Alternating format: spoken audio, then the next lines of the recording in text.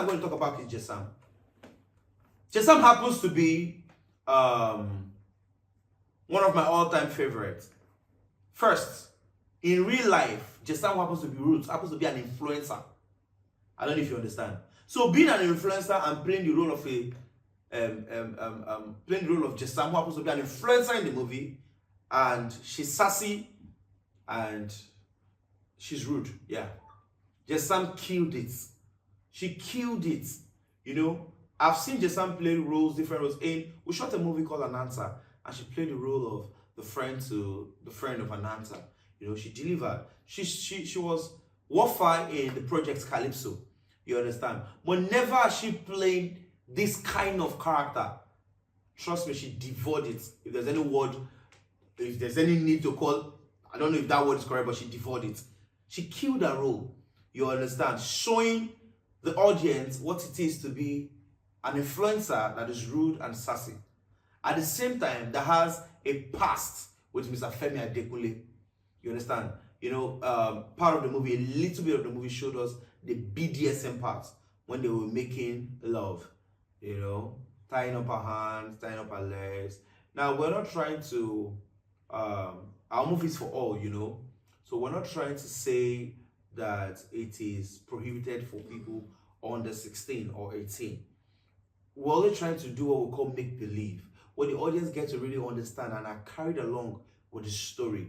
You understand? I know there's been one or two people who has pointed out that part, you know, saying, okay, these things, the kids should know what, which, you know, parents, I'm just saying this publicly to know how to caution their children, you know, when they're looking at such kind of project. But I think it's of necessity that we demand excellence. Enough of people not giving their all when it has to do with this art. This art is so precious to me, and I will make sure I will fight it to the end to give good storyboarding, good storyline, give good actors what they deserve, and at the same time, good quality production. You understand? I know a lot of people say you don't put quality production out there on YouTube, but trust me, we don't mind putting a Netflix A-rated movie standard on YouTube. Yes, that's because of the love we have for the art. You get, so she delivered her role, and I'm very impressed with her. So the next character I'm going to talk about is Mrs. Adekunle. Yeah, Sharon happens to be like a kid sister to me. You know, she actually studied theater arts at the University of Nigeria in Nsukka. So it's a profession already, you know.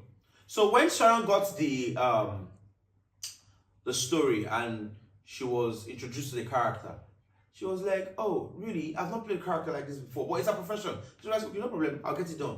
And Sharon and Ekefre, which is Mr. Femi Adekunle and Mrs. Femi Adekunle, never had an online or character chemistry or even offline chemistry ever before. They've never met. You understand? And for someone like Sharon that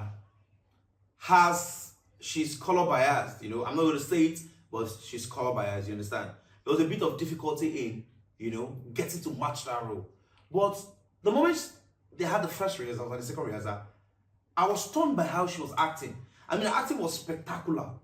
The way she acted, the way she interpreted the character. And at the end of the day, people looked at her and was like, you know, a lot of people actually commented. They were like, okay, she's a pastor. Wow, she uses such words and that. So we had to bring them to light the character. This is somebody who is having a high school reunion with her friends.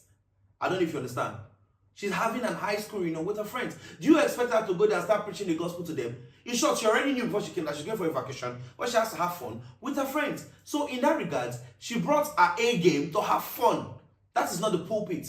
And we should understand something again, that what Sharon is doing, Mrs. Femi Adekunle, is she's taking over the ministry from her parents, who are the co-founders of the ministry. So it's not like as if she was, I don't know, I don't want to use the word actually called by God, but it's like an hereditary thing. She's taking over from her parents. So it is not this is profession. This is what she wants to do. No, you understand? But because her parents have held on the gospel for quite some time, and it's her turn now, she doesn't want to fail them. So she gave it her all. She tries to put her all. She does what she's doing just to make sure that at the end of the day, the ministry is not folding up. You understand? So coming there is the first time in as many years that she has the space, the time to lose herself, So it's actually a chaotic experience for her because, Okoye revealing a lot of secrets, things that were done in indoors, just like when the Bible says in Matthew chapter 6 verse 6 that those who pray in secret, the Lord reward in the open. But this time around, it's not prayer. So the Lord is not the Lord that rewarded her, but nature rewarded her in the open, the things that she did in the secret with Okoye. You understand? She got pregnant, I don't know, she had to terminate it, and a whole lot of things were happening, and Okoye played the voice note, Femi Adekule heard, and Femi was like, when I thought I was the bad guy, so you were busy doing yours too, you understand? But people fail to understand that the man of God is still a man.